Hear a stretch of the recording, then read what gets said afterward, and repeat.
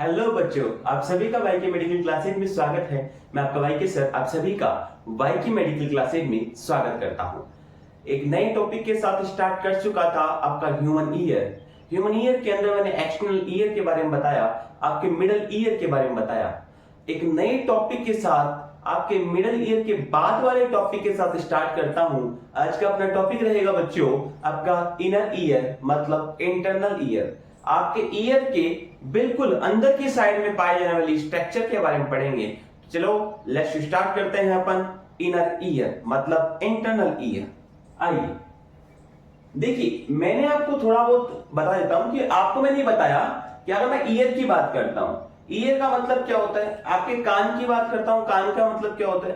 भाई आपका जो ईयर है वो आपकी बॉडी के लिए बैलेंस भी मेंटेन करके रखता है, आपकी बॉडी के लिए हियरिंग का भी काम करता है। तो ईयर के दो काम बताए थे, इक्विलिब्रियम का काम बताया था मैंने और आपके हियरिंग का काम बताया था। तो मैंने ये बताया कि आपके जो एक्सटर्नल ईयर है, फॉर एग्जांपल मैंने बताया कि आपकी जो पिन्ना है वो आपके साउंड वेव्स को करेक्ट करने का काम करती है और आपके एक्सटर्नल ऑडिटरी मेटा से कैविटी से होती हुई आपके ईयर ड्रम के पास लेकर जाती है और वहां से टकराने का काम करती है और वहीं से आपके वाइब्रेशन स्टार्ट होते हैं जो कि आगे जाकर आपके मेलियस इनकस स्टेपीज से होते हुए आपके ओवल विंडो से जाकर हिट हो जाएंगे। स्टेपीज की जो फुट प्लेट थी वो कहां से हिट होती थी, वो हिट होती थी आपके ओवल विंडो से और वहीं से आपके क्या होते थे, वहीं से आपके इनर ईयर के पास में वाइब्रेशंस जाते थे और फिर वो वाइब्रेशंस वेस्टिब्यूलोकोक्लियर नर्व के थ्रू होता हुआ आपके सेरेब्रम ऑफ द ब्रेन के पास जाते थे और यहीं से आपके हियरिंग की प्रोसेस स्टार्ट होती थी। तो स्टार्ट करता हूं इनर ईयर। तो आइए, अगर मैं बात करता हूं इनर ईयर की, मैंने क्या बताया, आपका ईयर है या फिर आपका पार्टिकुलर इनर ईयर है, उसका फंक्शन क्या होगा। उसका फंक्शन होगा एक तो बॉडी का बैलेंस या फिर इक्विलिब्रियम मेंटेन करने का। दूसरी बात आपकी बॉडी के लिए, आपकी हियरिंग के प्रोसेस के लिए, मतलब सुनने के लिए रेस्पॉन्सिबल जो होगा वो होगा आपका इनर ईयर मेनली। देखिए मैंने क्या बताया, आपके इनर ईयर के स्ट्रक्चर की बात करता हूं। इनर ईयर में आप देख रहे होंगे कि आपके इनर ईयर के अंदर दो टाइप की स्ट्रक्चर दिखती है। दो टाइप की कैसे,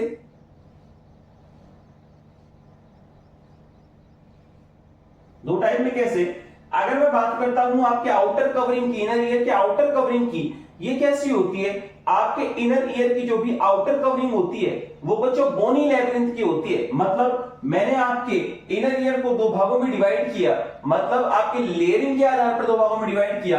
एक होती है बोनी लेबिरिंथ, एक होती है मेम्ब्रेनस लेबिरिंथ। देखो बात ये करता हूं, ये जो आउटर कवरिंग बनाने का काम करता है वो बोनी स्ट्रक्चर होती है और वो बोनी लेबिरिंथ के नाम से जानी जाती है। और जो इसके इनर पार्ट के अंदर जो मेम्ब्रेन से बनी हुई स्ट्रक्चर है उसे मेम्ब्रेनस या फिर मेम्ब्रेन लेबिरिंथ के नाम से जाना जाता है।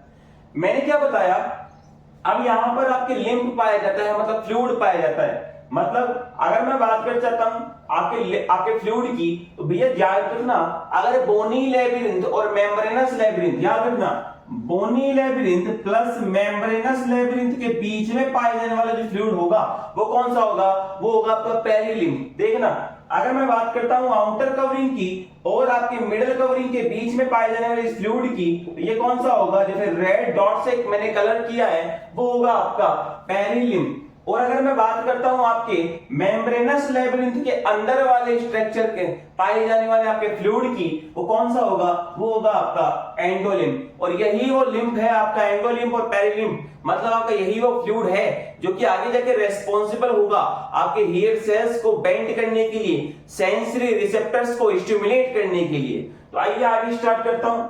मैंने क्या बताया, अगर मैं पार्टिकुलर आपके इनर ईयर के पार्ट्स की बात करता हूं, अगर मैं बात करता हूं आपके इनर ईयर के पार्ट्स की, तो मैंने इनर ईयर को तीन पार्ट्स में डिवाइड किया, जिसके अंदर नंबर 1 होता है आपका सेमी सर्कुलर कैनाल, नंबर 2 होता है आपका वेस्टिब्यूल और नंबर 3 होता है आपका कॉक्लिया।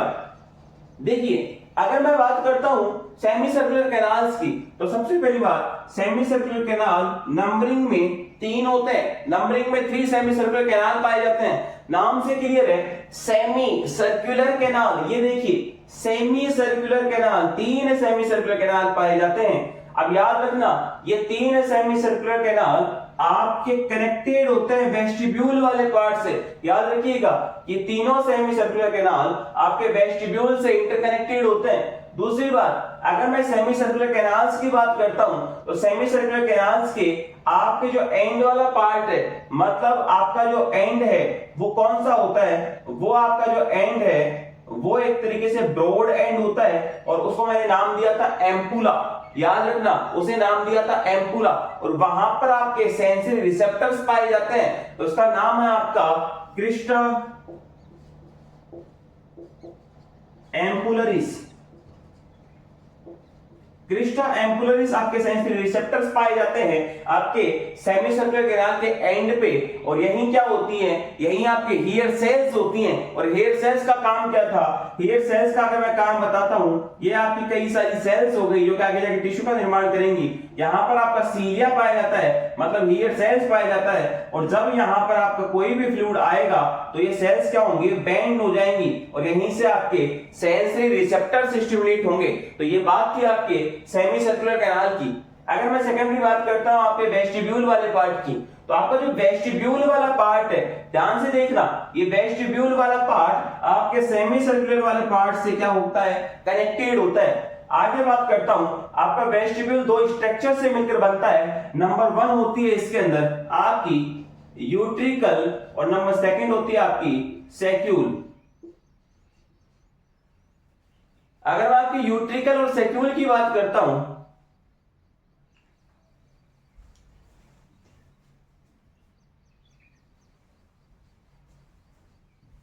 अगर मैं आपकी यूट्रिकल और सैक्यूल की बात करता हूं तो आपका जो यूट्रिकल होता है, आपका यूट्रिकल और सैक्यूल के अंदर आपका जो यूट्रिकल होता है वो थोड़ा सा बड़ा होता है। और दूसरी बात सैक्यूल की बात करता हूं, थोड़ा सा छोटा होता है। अगर मैं बात करता हूं सैक्यूल और यूट्रिकल, ये दोनों भी एक दूसरे से इंटरकनेक्टेड होते हैं, जो कि कनेक्टेड होते हैं यूट्रिकुलो सैक्युलर डक्ट के द्वारा। ये देखना, ध्यान से देखना, ये यूट्रिकल और सैक्यूल एक दूसरे से एक डक्ट के द्वारा कनेक्टेड है, इसे यूट्रिकुलो सैक्युलर डक्ट के नाम से जाना जाता है। थोड़ी सी बात मैं वापस करता हूं सेमी सर्कुलर कैनाल की।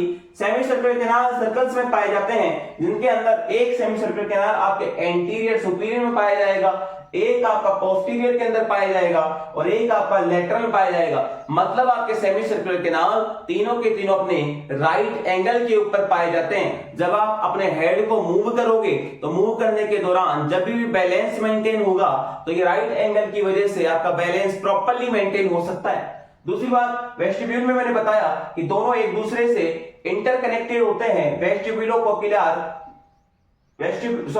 आपके यूट्रिकुलो सैक्युलर डक्ट के द्वारा। दूसरी बात, अगर मैं आगे बात करता हूं, यही आगे जाकर क्या होते हैं, आपके कॉक्लिया से भी कनेक्टेड होते हैं और ये पीछे की तरफ आपके सेमी सर्कुलर कैनाल से भी कनेक्टेड थे। अब आगे मैं बात करता हूं आपके कॉक्लिया वाले रीजन की। नंबर 3 अपन बात करते हैं कॉक्लिया। नंबर 3 रीजन है आपका कॉक्लिया। अब कॉक्लिया की अगर मैं बात करता हूं तो कॉक्लिया में ध्यान से देखना, ये कोइल्ड लाइक स्ट्रक्चर है, ये आपकी कोइल्ड लाइक स्ट्रक्चर है। कोइल्ड स्ट्रक्चर जो होती है वो होती है आपके कॉक्लिया।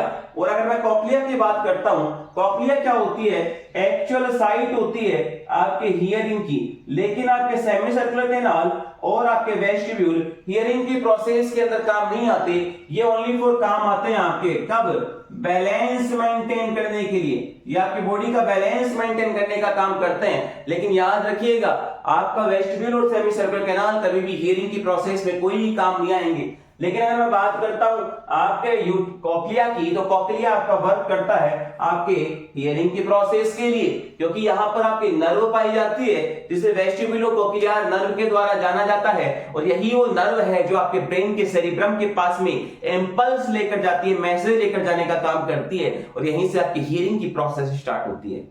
ये हो गया आपका इनर ईयर।